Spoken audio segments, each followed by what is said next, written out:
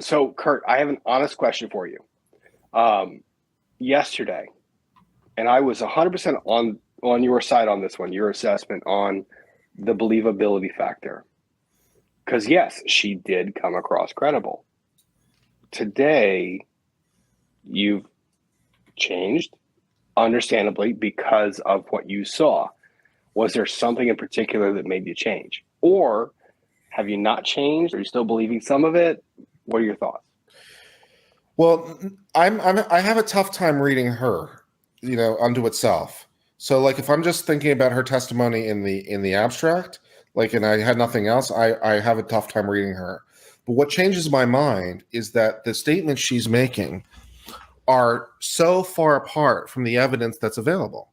She's making these really strong statements. It's not just he slapped me. It's not just he grabbed me by the arm. It's not just he pushed me one time. Now we're into he's choking me up against the wall. He's bashing my head against the wall. He's pulling my hair. He's basically beating me. I'm lying on the table. He's lying on top of me as he's wailing on me. This kind of stuff, right? By the way, Runkle, you'll have to get warmed up because it's there. Son of a yeah. But that's what did it for me. Like I still have a trouble reading her, but basically it's like, well, I still can't really read you. I'll believe everything you say.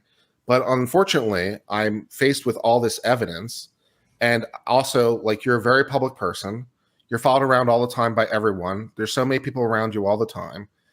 This idea that no one saw this, no one photographed, the paparazzi didn't photograph, you take pictures of everything. You didn't do this. You have pictures of this bruise, but not and not of you, this beating. You don't have pictures that reflect this. And I'm like, well, I what do you believe me or your lying eyes kind of territory? And it's like, I can't square what you're trying to sell me on with what I'm seeing because it's just not there. So this is kind of what did it for me. I'm like, you're writing checks you can't cash. And so I can't believe you. And since you've proven yourself not to be credible, it just crashes like you would expect. So that was my question, because you made it's not just a swing of like, I'm giving her the benefit of the doubt, and then like maybe not. Like in 24 hours time, you're now on the camp of this is BS. And now, to be honest, as a trial attorney, like I'm right with you here. The second, and Hogue made the point earlier, when you say he hit me in the face and I took a picture of it, but you don't show the picture in that moment. Yeah, I have a real big problem with that. Yeah. That's a bad moment. I mean, I missed the testimony initially because I was, flying, but I watched it.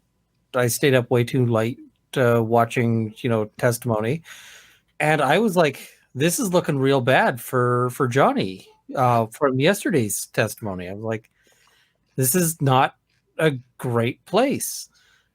Today, I'm feeling way different. The big thing is the over-promising and under-delivering. And there's so many places that just call out for, like, why haven't we heard this? Like, why isn't this, this flight attendant was totally kicked, totally saw me get kicked and totally was, assaulted. I'm like, where the hell is this person?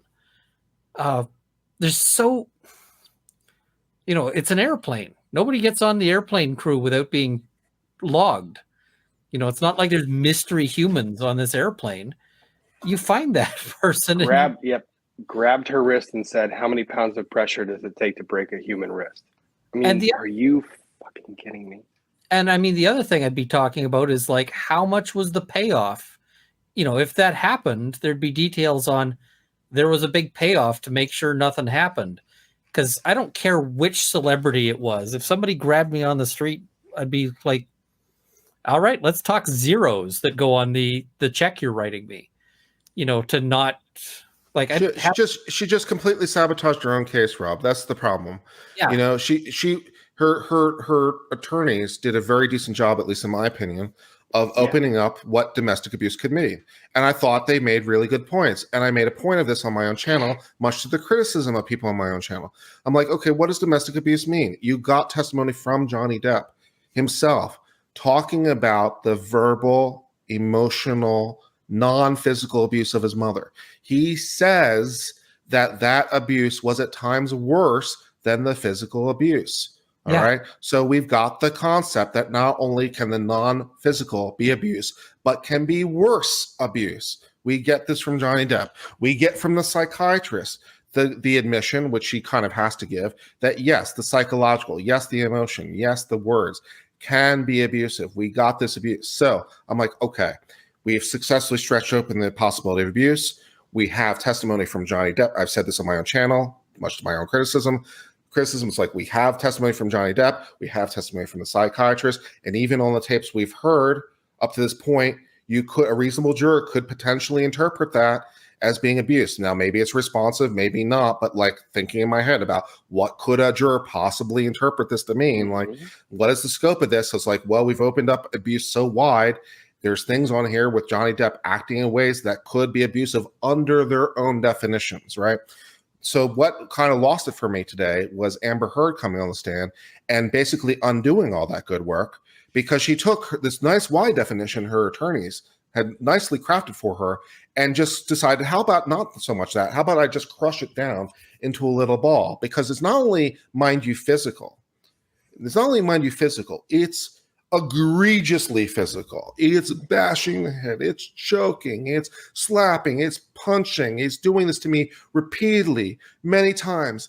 How many times did Johnny, according to her, how many times did Johnny Depp come to her and say, I'm sorry, babe, this is the last time, it'll never happen again? She's like, okay, better not, and then it just keeps happening. And I'm thinking to myself, okay, you're giving these epic descriptions of these epic things.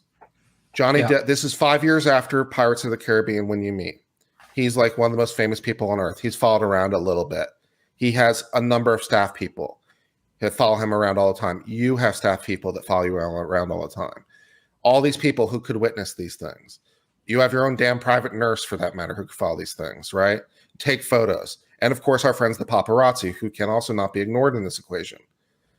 And I'm like, you're telling me that this abuse went on day after day, year after year, in the situation after situations, from a plane ride to Russia, to a trip to Australia, to something that happened in Boston, to this thing that happened in the Caribbean, to this thing that happened in LA. And you're telling me that this is the best evidence you've got when you have these other photos you're more than happy to send of the little bruise on your arm. You're happy to send this, but you don't have any evidence that would reflect the kind of totality of physicality you have. I'm like, okay, well, if this is the universe you want to play in now, I can't make this work anymore. So I'm out. So that's how my logic chain worked. And that's why I went from, ambiguous, slightly supporting to complete total crash, because she completely shot her own case in the foot.